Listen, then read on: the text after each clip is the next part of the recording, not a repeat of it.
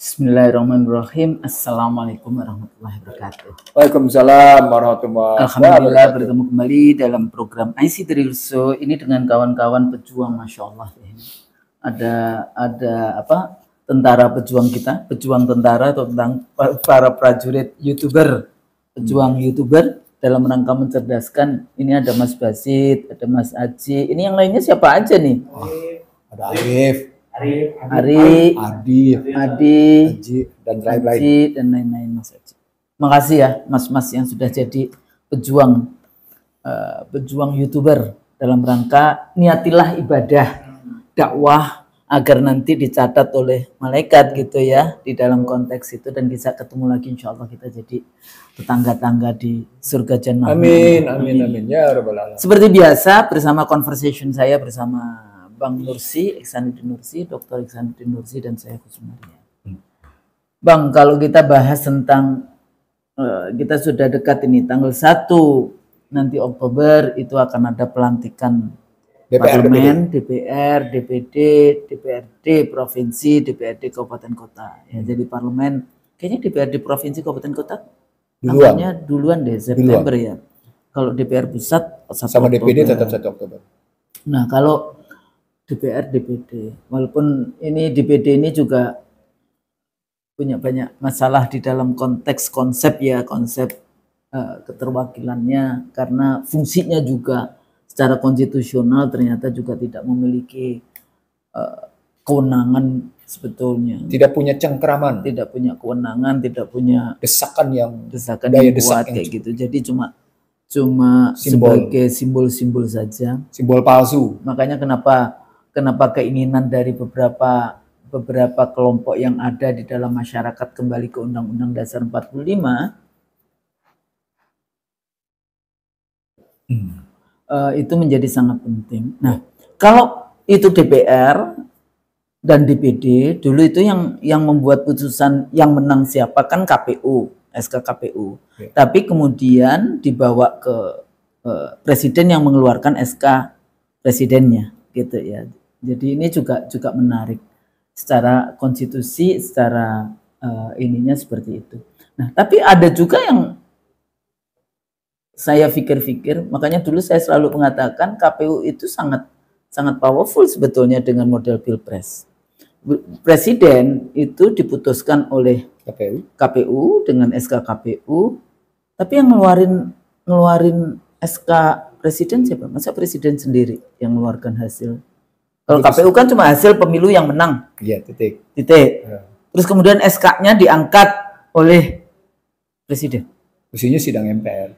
Lah, kan MPR sudah nggak punya kewenangan. Udah dulu kan TAP MPR. Lebih lagi dari situ siapa yang lanjut? Kan yang ada kan sumpah, pengambilan sumpah. Pengambilan sumpah itu beda fungsinya dengan yang SK tadi. Iya, jadi nggak ada putusan di dalam konteks itu. Nah, ini secara konstitusional sebetulnya juga sedang bermasalah. Pertanyaan juga siapa yang lantik? Ya, kalau itu masih tetap konvensinya kan masih MPR. Pengambil sumpahnya MPR, tapi diambil sumpah atas dasar KPU. Bisa juga Mahkamah Agung. Sumpahnya siapa yang ambil sumpahnya? Ya, Mahkamah Agung sih yang kemudian. Biasa kemarin juga enggak juga ya. Jadi sebetulnya enggak. Jadi karena sumpah itu tidak masuk apa di dalam konsep hukum. Dalam konsep sumpah itu tidak memberikan kekuatan hukum bahwa Anda adalah punya dong. Punya. Begitu presiden menyalahi sumpahnya. Ya, sumpahnya, tapi maksudnya dia diangkat atas dasar putusan KPU. Putusan KPU. Nah, DPR nggak cuma putusan KPU, DPR atas dasar putusan KPU yang kemudian keluar SK presiden. Kalau presiden nggak tahu saya SK presiden. Nggak ada persoalannya di konstitusi kita. Kosong ya? Iya. Jadi sejak 2004. Ada administratif negara tuh. Itu sejak 2004. Makanya saya dulu waktu 2004 ini KPU sangat powerful ya, kita yang memutuskan presiden. Tapi waktu itu tidak berpikir, nah secara tata kelola negara ini sebetulnya bagaimana ya. Jadi itu di satu sisi bagaimana hasil pemilu administrasi negara itu. Iya. Tapi administrasi negara yang seperti itu juga menggambarkan kacaunya tata hubungan antar lembaga negara. Itu yang pertama, Pak. Yang kedua, akhirnya kira-kira nyampe nggak ini tanggal 1 Oktober dan 20 Oktober di dalam konteks itu? Kalau sampai, kira-kira seperti apa sebetulnya di dalam konteks pelantikan ini ya, pelantikan hasil pemilu. Jadi kalau tanggal 1 Oktober pelantikan parlemen, DPR dan DPD, tanggal 20 Oktober pelantikan presiden yang saya seringkali mengatakan yang dimenangkan oleh KPU dan oleh MK. Pada saat pemilu yang modelnya MK-nya bermasalah dengan MK-MK, KPU-nya juga bermasalah dengan kasus etik yang sudah menjadi publik. Ya. Jadi, Anwar Usman bermasalah soal tahta. Firly Bahuri bermasalah soal harta. KPU Hasyim Asyari bermasalah tentang wanita. Jadi saya dulu walaupun nggak suka ya dengan harta tahta dan wanita, ternyata dalam politik kita di Indonesia menjadi kenyataan. Nah, dari situ kira-kira ini sebetulnya bagaimana ya? Ini mesti memperbaiki di beberapa yang tadi tata kelolanya itu. Dulu aja saya jadi diputuskan ya, kalau memang diputuskan KPU ya sudah diputuskan KPU dalam konstitusi, mau DPR, mau MPR, mau presiden, tapi ini SK-nya tetap presiden. KPU memutuskan siapa yang menang, ya. Siapa yang menang. Bahwa yang menang ini adalah ini. Dengan demikian KPU menetapkan siapa presiden. Jadi begitu kan? Iya. Berarti hebat betul keputusan KPU. Nah, makanya waktu dulu saya mengatakan KPU ini super power waktu itu 2004 ya, tapi walaupun beberapa kali lah. Tapi dalam perspektif administrasi negara itu lemah. Iya. Iya, kok KPU kayak gitu kan? Lemah sebenarnya. Maka setelah KPU menyatakan itu kan MPR kayak gitu ya. Siapa KPU menyatakan siapa yang menang, berdasarkan prinsip yang ada mestinya dia tarik menjadi keputusan presiden. Tapi keputusan presiden di situ, keputusan presiden sebagai kepala negara. Bukan kepala pemerintahan. Kepala administrasi dan kepala negara. Iya. Dua tuh yang tergabung. Jadi surat keputusan presiden berdasarkan SK KPU yang menetapkannya. Nah, maka kemudian katakan ini begitu kan Kepresnya. Kepres tentang presiden ini adalah bla bla bla seterusnya. Di situ keputusan itu muatannya dua, dia administratif dan dia kepala negara. Kalau jawaban begitu. Tapi persoalan pokoknya adalah apakah nggak ada. Ya lah, terus gimana? Apakah kita masuk ke dalam konstruksi yang begitu rupa melahirkan sehatnya hubungan antar lembaga negara? Berkali-kali saya bilang, saya sudah lama bicara tentang kacaunya hubungan antar lembaga negara. Misalnya, apakah BI sama OJK setara? Gitu. Yeah. Kalau dia setara, kenapa dia dipimpin oleh Sri Mulyani sebagai Menteri Keuangan gitu ya, dalam Komite Stabilitas Sistem Keuangan gitu. Padahal Sri Mulyani dia cuma di bawah presiden gitu. Padahal ini dipilih DPR. Ini dipilih DPR, yang satu dipilih DPR, gubernur. Tapi model independen BI itu juga bagian dari konsep liberalisme. Iya, justru. Jadi pertanyaan-pertanyaan itu yang mengakibatkan tata urutan perundang-undangan dan kemudian tata hubungan negara menjadi memang ada undang-undang tentang tata urutan perundang-undangan. Tetapi tata urutan perundang-undangan itu tidak menyelesaikan struktur kekuasaan dan hubungan antar lembaga negara. Itu dalam konstruksi tata negaranya begitu gitu. Nah, dari struktur itu, saya berkali-kali menyebut tentang pentingnya MPR dikembalikan kewenangannya dengan dasar itu. Karena beberapa bukti menunjukkan bahwa amburadul. Selain amburadul jangan buntu. MPR tidak bisa bikin apa-apa tuh jangan buntu. Karena mau mengambil model presidensial, tapi presidensialnya kayak gitu loh. Presidensial bukan presidensial ya. Presidensial. Presidensial gitu ya. Modelnya begitu gitu. Nah kalau kita balikin begitu pertanyaan apakah memang dilantik? Kalau begitu pertanyaan siapa yang melantik? Sumpahnya siapa yang ngangkat sumpah gitu. Nah untuk sampai di sana karena kemarin kita sudah tahu yang melantik ada di MPR, sidang MPR dalam rangka pelantikan. Berarti kan MPR pelantikan tapi kan atas dasar keputusan apa? Iya. keputusan KPU sih. Keputusan. Aku dulu merasa, wah KPU sangat berkuasa. Sekarang tak pikir-pikir lagi, kayaknya salah deh. Itu koreksi diri yang bagus. Koreksi diri yang bagus. Tapi poin saya bukan itu aja, Husnul. Poin saya adalah, apakah sampai ke pelantikan itu? Ini sisa 75 hari, Husnul. Yeah. 75 hari kita tahu ada problem perekonomian yang besar, ada problem politik yang mungkin kelihatan masih jalan terus, karut-marutnya, gitu ya. IKN juga, mana janjimu? IKN yang tadi berat. Katanya gitu ya. mau tanggal 1 Juli ngantor. Tapi tanggal 12 katanya mau ngantor di sana. 12 berarti. 12, ada rapat kabinet tanggal 12 nanti. 12 Agustus nanti. Lalu berikutnya bukan sekedar ekonomi yang kayak gitu. Ekonomi yang kita tahulah, saya sudah bilang di bulan November kemarin, PHK sudah sampai 1 juta lebih di sektor tekstil misalnya. November saya ngomong. Lalu muncul lagi dalam sebuah diskusi di bulan Maret, saya ulang lagi, sudah 1 juta sekian gitu. Tambah lagi, terus lagi makin ambruknya industri tekstil, tapi kemudian ada orang bilang, akan datang industri tekstil besar dari Cina untuk investasi Indonesia. Di tengahnya namanya industri tekstil Indonesia berantakan, investasi kan kacau betul gitu.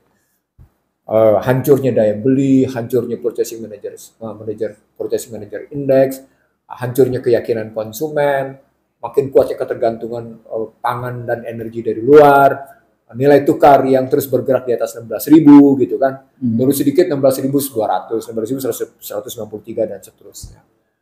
Yang saya bilang sebagai rapuhnya fundamental makro. Jadi mikro berantakan, makro berantakan. Perekonomian, politik karut-marut. Sosial tadi. Hukum, transaksi. Jadi apa yang tersisa di Republik ini? Maka pertanyaan besarnya menjadi, apakah dengan modal begini pelantikan berjalan? Legitimasi seperti apa yang didapatkan? Nah, ketika Husnul bicara legitimasi, kita pernah bicara nih Husnul kemarin, legalitas sama legitimasi. Legalitasnya oke, legitimasinya tidak. Ingat ya? Plus minus ya, kuadran. Ya, kuadran. Kita bikin kuadran kayak itu. Legalitasnya oke, legitimasinya tidak. Nah, kita berharap legalitas oke, legitimasi oke. Ternyata bisa juga terbalik. Legitimasinya oke, legalitasnya nggak ada. Atau kemudian malah dua-duanya negatif. Itu orang biasa kok. Kalau tidak ada legalitas dan legitimasi itu orang pinggir jalan, the man on the street gitu ya. Great person. Iya. Orang-orang pinggir jalan, the man on the street gitu. Nah sekarang, kalau Husnul bicara legitimasinya tidak ada, legalitasnya ada, ditambah dengan kondisi hampir semua gatra kehidupan berantakan gitu. Terbayangkan oleh kita bahwa ini bisa menjadi picu untuk tertundanya pelantikan. Itu jadi masalah. Terus kalau tertunda presidennya? Nah, saya kembali ke dalam tesis. Dulu pernah minta perpanjangan. Ya, 3 periode. Ini pernah jadi bahasan kita. Iya. Kita beberapa kali ngebahasnya, berapa kali itu. Udah lihat deh IC dari show sebelum-sebelumnya, perpanjangan, periode, kita pernah bahas gitu, posisi. Nah, kalau dia gagal dilantik, maka harus keluar dekret. Suka tidak suka. Dekret kembali ke Undang-Undang Dasar 45. Nah, kalau dekret 45 kemarin sudah kelihatan nampak soal MPR, balikan MPR, pelayanan MPR. Atau paling tidak sudah ada gagas tentang menghadirkan kembali Undang-Undang DPA. DPA itu tidak perlu dibikin undang-undangnya, itu cuma cara pengisiannya. Udah di konstitusi yang dihapus oleh para reformis itu udah bicara tentang DPA. Sudah ada DPA. Jadi balik atau lagi. Ini rezim ini aktornya kepingin jadi ketua DPA.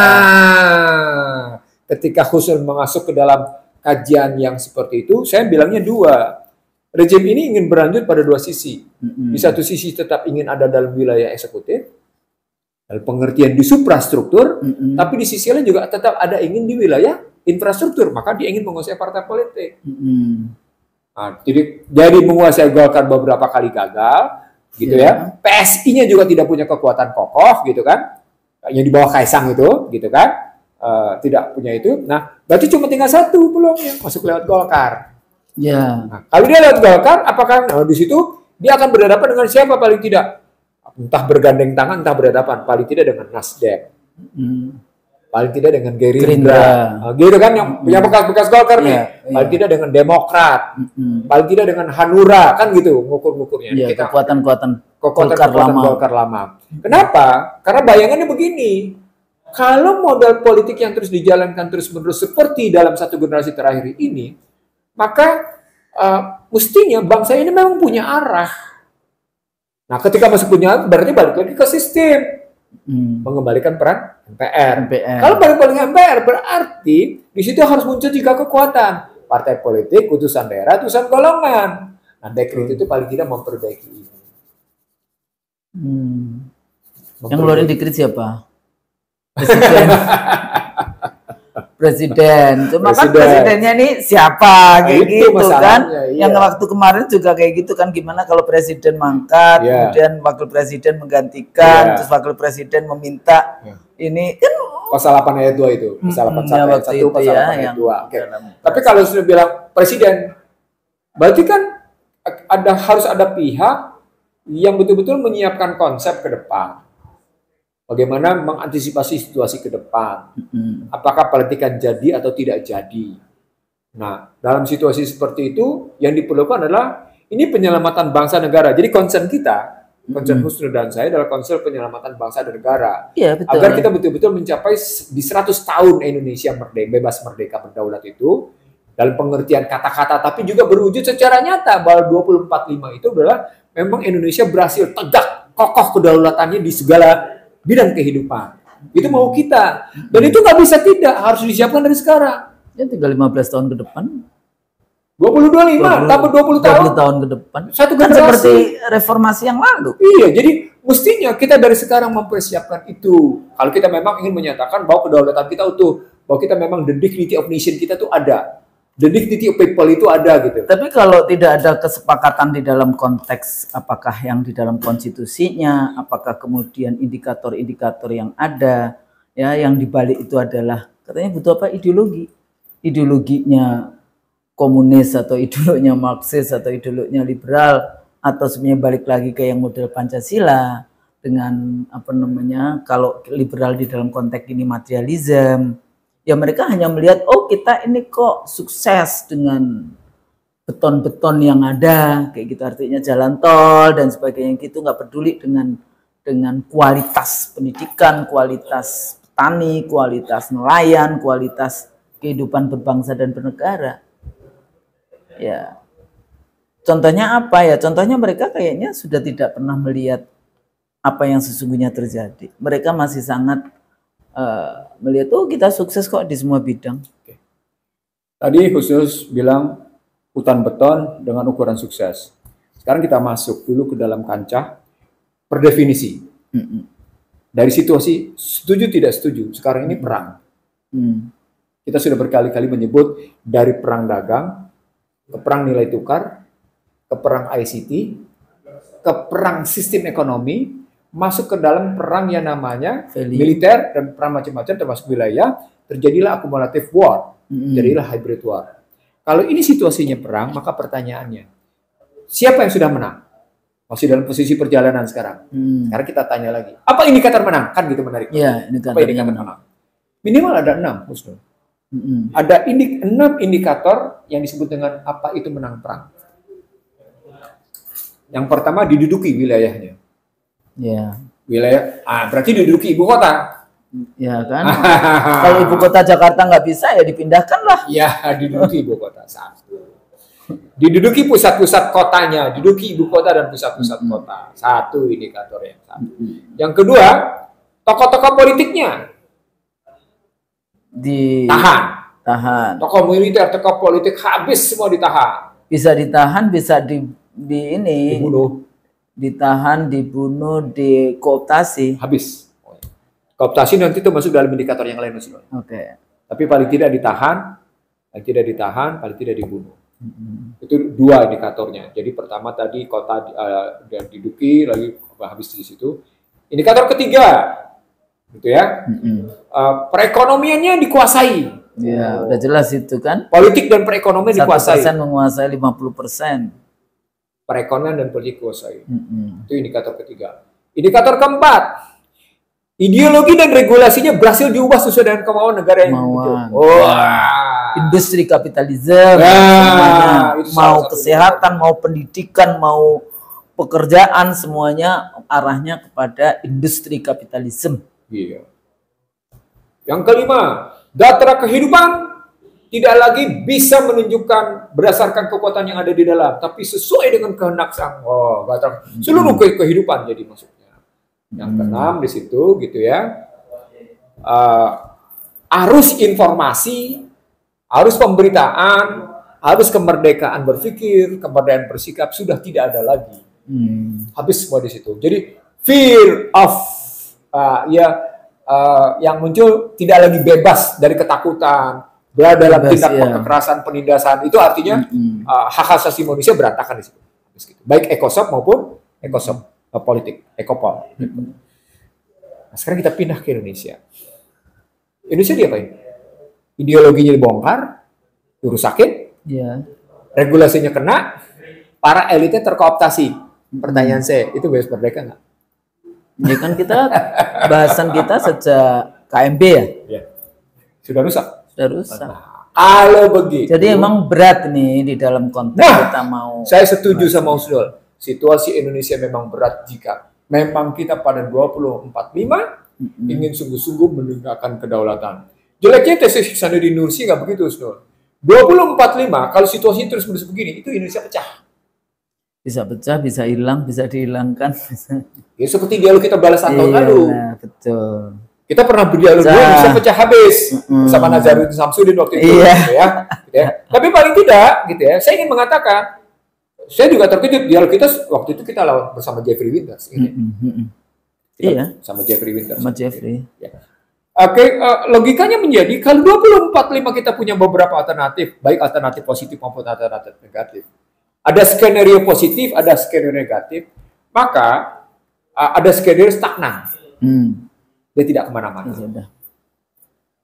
Business as usual. Business as usual. Maka sesungguhnya kita tidak sungguh-sungguh punya kemerdekaan sejati. Nah itu yang saya khawatirkan, Husnul. Ya persoalannya itu namanya bom waktu. Bom waktu. Nah itu karenanya, sisa waktu 75 hari menjelang 20 Oktober ini, pelantikan presiden, itu menjadi sangat menentukan apakah kita memang akan di 2045 itu akan sampai pada skenario positif, yakni kemampuan menegakkan kedaulatan di segala bidang kehidupan makin tegas, jelas dan nyata, tegas, jelas dan nyata, gitu ya, kedaulatan kita di berbagai bidang kehidupan, atau kita stagnan, yang Anda bilang bom waktu, atau kemudian kita makin merosot. Cuma 3 skenario-nya. 3 skenario cuma itu. Kita pilih di 2045. Persoalan besarnya menjadi kenapa Anda berhasil menyatakan Indonesia emas hanya dalam rangka mengikuti kajian-kajian pihak asing. Itulah. Tanpa melihat kenyataan di dalamnya bahwa sesungguhnya Anda terkooptasi habis-habisan. Dari sejak zaman SBY dulu gitu ya, bagaimana bangganya mendengarkan kajian-kajian analisis dekan dari Harvard ngomongin tentang kemiskinan. Halo, panggil aja itu profesor-profesor, dokter-dokter yang sekolah beneran, yang dapat beneran, dari UI, dari IPB, dari seluruh universitas di Indonesia. Pasti kan akan menjelaskan apa itu yang namanya kemiskinan di Republik ini, dan mereka pasti di kampus-kampus pasti kadang-kadang, kenapa cuma bicara pada level yang analisisnya itu, kasih dong solusinya. Loh, kan Anda yang dibayar oleh rakyat untuk mikir. Saya jawab sekarang, saya punya solusi. Berani nggak? Kita punya solusi. Kita punya solusi. Sama persoalannya kok jadi kita yang harus mikirin solusi. Anda yang sudah dibayar rakyat untuk. Dan kita ngomong begitu bukan tidak punya solusi. Kita punya solusi lengkap kalau boleh dibilang. Ya sebetulnya theoretical speakingnya kan sudah di-spill gitu kan. Dan itu sebenarnya sudah menunjukkan sebagian solusi. Oh ini nggak bisa, kayak diskursus apa yang kita kembangkan itu juga sudah memberikan arah kayak gitu. Jadi gimana harusnya? Jadi kalau kita balik lagi Husnul dengan pelantikan, apakah pelantikan 20 Oktober 2024 ini menjadi picu untuk bangkit, sesungguh-sungguhnya bangkit sebagai bangsa yang bebas, merdeka, berdaulat, adil, makmur, gitu kan? Ini pakai alinea 2 nih, Husnul. Bebas, merdeka, adil, berdaulat, adil, makmur, gitu. Bebas, merdeka, berdaulat, adil, makmur. 5 itu indikatornya. Atau memang akhirnya kita sungguh-sungguh memang tidak berdaulat, tidak adil, dan tidak makmur. Maka wajar misi alinea 4-nya tidak tercapai karena visinya sudah berantakan. Gitu. Lihatnya begitu. Nah, jadi pelantikan 20 Oktober itu menentukan apakah visinya menjadi utuh atau visinya kemudian menjadi memang. Nah, nanti menarik apakah kemudian koalisi tetap bersatu atau terjadi decepsi juga di dalam koalisi. Di sini menarik pertanyaan Husnul. Saya akan kembali ke apa yang disebut dengan character and leadership style. Jadi soal karakter kepemimpinan dan gaya kepemimpinan. Iya, betul. Emang itu. Jawabannya itu sesungguhnya. Jadi karakter pemimpinnya karakter pemimpin jantan. Gitu ya. Karakter I am a gentle as a leader. Gitu. Firm. Beda dengan ada yang menggunakan desepsi. Beda ya. Beda banget. Tapi pada saat yang sama tidak hanya yang pertanyaan yang sama kan, persoalannya juga how far Anda bisa mempertahankan kedaulatan ini dari gempuran poros Beijing maupun poros Washington. Nah, pertanyaan itu bisa dijawab, Husnul, sepanjang kita tidak melulu pada outward looking. Jadi kan memang pada dasarnya pengaruh global itu akan selalu ada. Cuma persoalannya sejauh mana kita bisa mempertahankan itu tadi kan, ketahanan kita. Ya, jadi kalau rakyatnya makmur, rakyatnya sejahtera, rakyatnya cerdas, sekolahnya benar, rakyatnya tidak terhinakan, ya mudah melawan yang namanya semua gempuran global itu. Ya, ditambah juga fit ya di dalam konteks ya ketuhanan yang Maha Esa di dalam Pancasila yang sila pertamanya kuat. Kan sebetulnya nggak usah takut, rezeki sudah Allah yang atur kayak gitu. Jadi khususnya sudah masuk ke dalam pertanyaan hakikat. Pertanyaan hakikatnya adalah bagaimana postur pertahanan kita di pendidikan? Bagaimana postur pertahanan kita di ekonomi? Bagaimana postur pertahanan kita di sosial? Bagaimana postur pertahanan kita di politik? Bagaimana postur pertahanan kita di militer? Bagaimana postur pertahanan kita di keamanan? Bagaimana postur pertahanan kita di budaya? Bagaimana postur pertahanan kita di hukum? Bagaimana postur pertahanan kita di itu kesehatan termasuk karena ada One Health policy nggak jadi ya? Iya, enggak. Tertunda. Karena kita masih alert ini ya. Tertunda. Jadi kalau masukin ke dalam postur pertahanan itu, maka ketika postur pertahanan itu kita aplikasikan dalam 8 garda kehidupan, ya, dia harus jawab positif, bahwa postur kita positif semuanya. Sepanjang satu saja negatif, itu marah. Sayangnya ekonomi, postur pertahanan ekonominya negatif, Husnul. Emang militernya positif? Nah, menarik ketika khusus milik positif. Kan sekarang ini posisi tentara kita di mana? Militer kita posisinya di mana? Di dalam kondisi negara yang carut-marut ini. Dia harus berada dalam posisi garda terdepan untuk mempertahankan kedaulatan. Kedaulatan. Wilayah udara dan darat, air. Darat, udara, dia ada di situ air. Gitu, dia posisinya. Dia harus menunjukkan postur pertahanan militernya adalah dalam rangka menjaga kesatuan. Dalam rangka bukan polisi loh ya, pertahanan. Tentara. Iya, tentara. Bukan polisi. Nanti unsurnya ditambah dengan keamanan, polisi. Ya, keamanan polisi itu lebih untuk social, ke dalam. Society, masyarakat, ya, order. Ya, order. Okay. Tapi kalau pertahanan dalam konteks itu tentara. Nah, balik ke teori saya tentang 7I. Invasi, intervensi, infiltrasi, interferensi, indoktrinasi. Kan di situ intimidasi, inflasi, yang hasilnya instabilitas. Instability. Posisi begitu kan? Jadi kalau itu, ini teori dasar untuk bicara tentang postur pertahanan. Postur pertahanan ekonomi. Oh, gimana? Anda diinvasi nggak? Mereka nggak peduli kok pertahanannya dihilangkan kan? Ketahanan aja, kedaulatannya dihilangkan. Ini pertanyaan kita bagi teman-teman yang sekarang di universitas apa namanya? Maaf. Kampus gue. Maaf. Universitas Indonesia. Jadi liberal campus. Jadi pertanyaannya, bagaimana postur pertahanan kita di ekonomi? Bagaimana postur pertahanan kita di sosial? Spesifik di sosialnya. bagaimana postur pertahanan kita di pendidikan? Yang hari ini jadi banyak. Itu menarik. Ya jadi pendidikan agamanya, pedagoginya, ini dan sebagainya. Jadi kalau kita masuk ke dalam masing-masing postur pertahanan pada 8 gatra, hasilnya semuanya sekilas nih, sekilas rentan. Sosial diindikasikan oleh minimal 2, oleh pendidikan kesehatan rentan. Ekonomi diindikatorkan oleh makro dan mikro rentan. Politik diindikatorkan oleh yang namanya bagaimana kecurangan.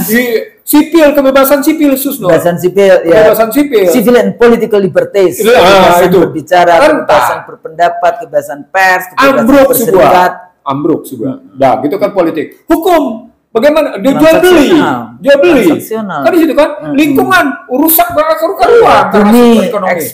Ya kan? Ekstraktivisme resources habis di situ. Budaya, Anda diserang habis-habisan karena masuk dalam posisi asymmetric war, masuk dalam namanya cultural war, gitu kan ketemunya, ya kan? Udah jadi budayanya kena, lingkungannya kena di situ. Nah, kalau sudah sampai begitu, maka pertanyaan lebih lanjutnya, apalagi yang kita miliki untuk bertahan gitu. Kira-kira apa strategi dan taktik dari rezim baru ya yang bisa membangun trust kepada masyarakat, kepada rakyat di dalam mengajak bersama-sama? Karena dulu kan selalu dikatakan, oh nggak penting kok ngomong, nggak penting. Enggak, leadership itu perlu yang namanya tabligh, kekuatan komunikasi politik. Ya, sebenarnya ketika sudah sampai di sini sama tadi yang kita bilang. Rezim baru jawab postur pertahanan ekonomi. Rezim baru jawab postur pertahanan sosial. Rezim baru jawab postur pertahanan politik. Rezim baru jawab postur pertahanan militer. Rezim baru jawab pertahanan nanti langsung gitu. Bapak sudah jawab gimana? RPJMN. RPJPN. Rencana Pembangunan Jangka Panjang RPJPN, Jangka Panjang Negara Nasional. Kalau dia jawab, maka dia harus memberikan indikasi bahwa problem postur pertahanan ekonomi kokoh, ternyata yang nilai lu ambruk. Gimana? Lu jawab dengan apa rumus yang kayak gitu? Masa nggak sadar satu generasi di Indonesia sudah menyatakan fundamental makro rentan rapuh, kok gimana sih? Gitu loh. Utang negara?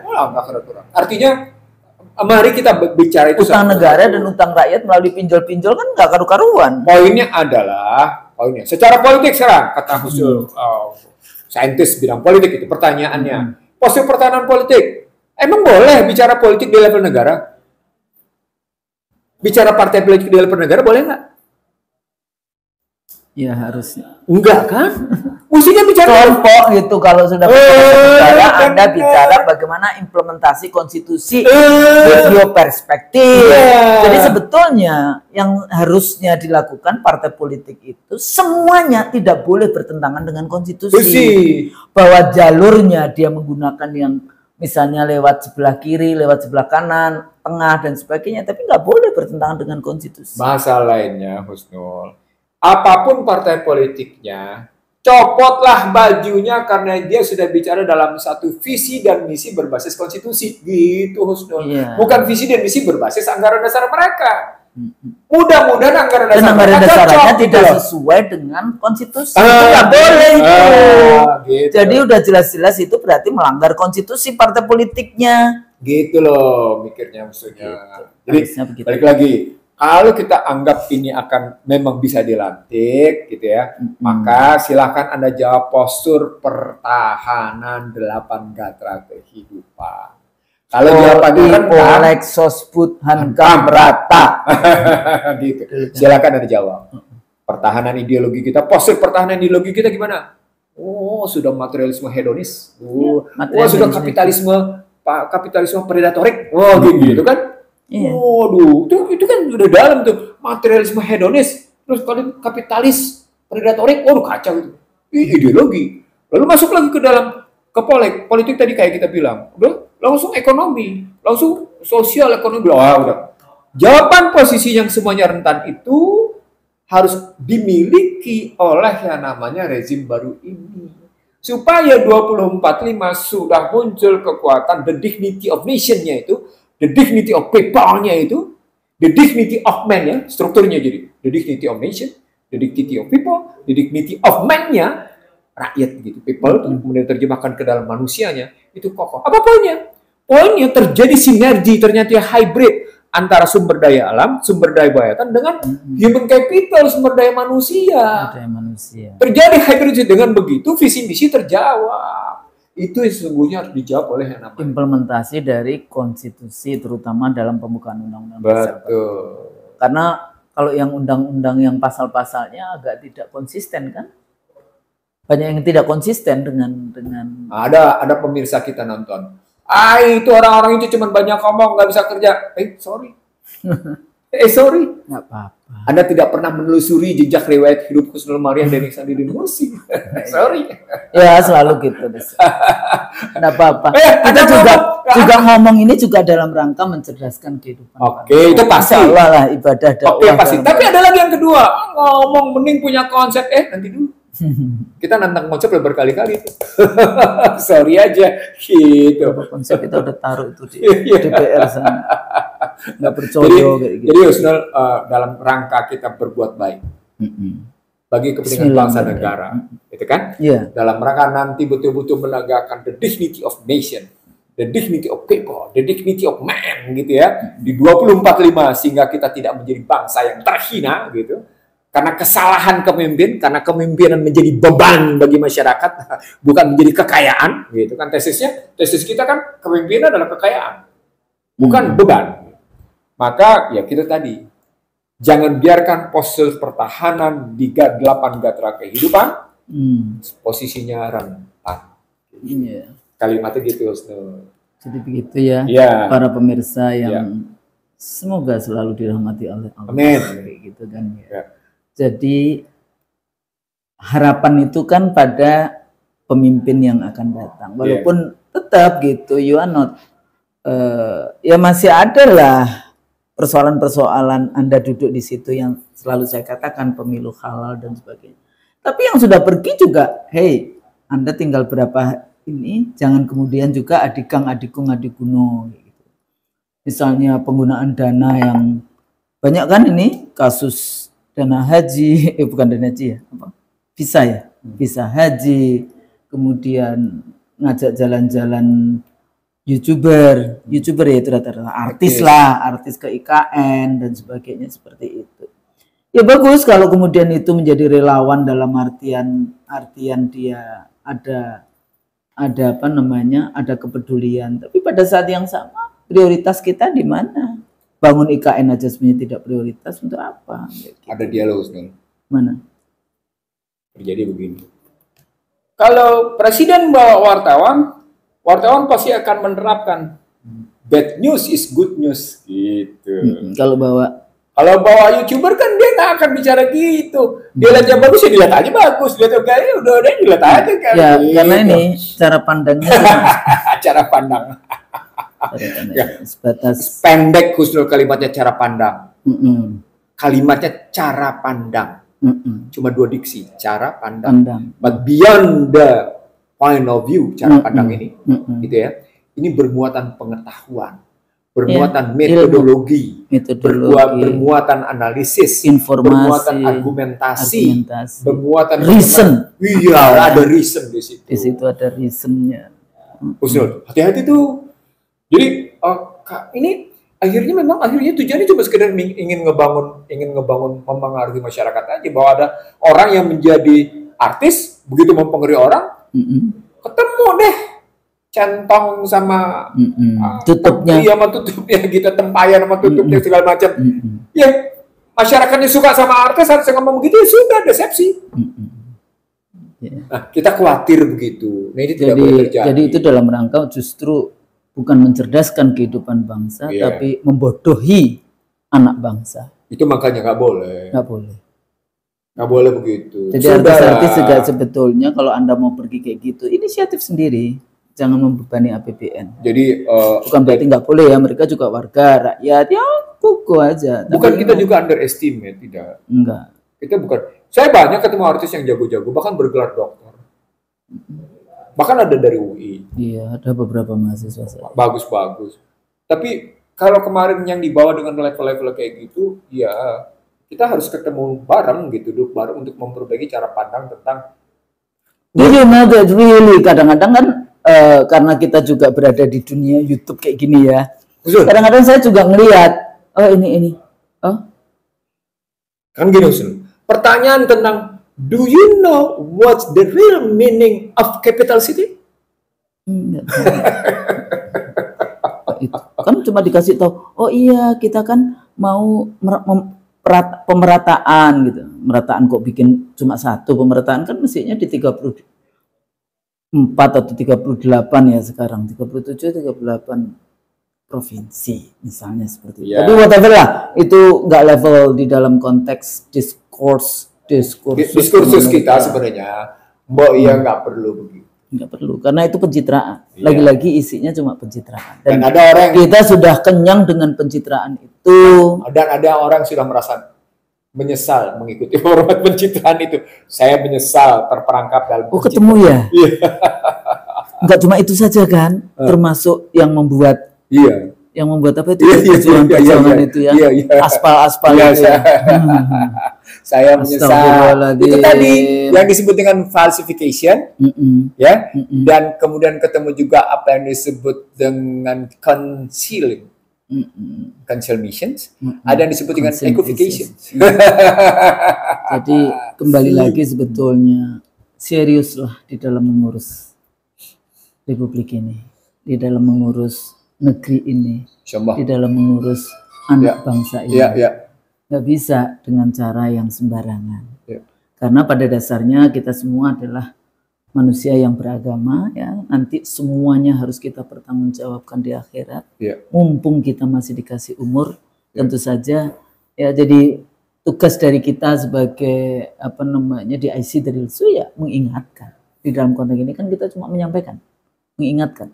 Anda mau percaya dengan apa yang kita sampaikan atau tidak percaya, udah bukan urusan kita. Itu nanti urusan Anda dengan Tuhan gitu. Urusan kita adalah kita punya ilmu sedikit, kita bagi. Kan kayak gitu. Ya, jadi itu yang penting. Mudah-mudahan apa yang kita lakukan ini bermanfaat, Bang. Dan mudah-mudahan para pemirsa IC Daril Su juga sabar setiap kali menunggu, karena jadwalnya Bang Nursi dan saya sejak sudah offline banyak di mana-mana, itu sulit untuk mempertemukan jadwalnya, tapi insya Allah masih ada. Walaupun cuma 1-2 kali tayang, tapi mohon dimaafkan dengan itu. Tapi insya Allah doakan kami masih sehat, doakan kami masih istiqomah di dalam perjuangan ini, dan sama juga mudah-mudahan anak bangsa kita, negeri kita segera Allah berikan pencerahannya, berikan hidayah, dan ya kita selalu berdoa untuk kebaikan bangsa ini sehingga kita bisa mencapai baldatun thayyibatun wa rabbun ghafur. Amin. Saya pikir itu. Kalau kami salah, mohon maaf. Wassalamualaikum warahmatullahi wabarakatuh. Waalaikumsalam warahmatullahi wabarakatuh.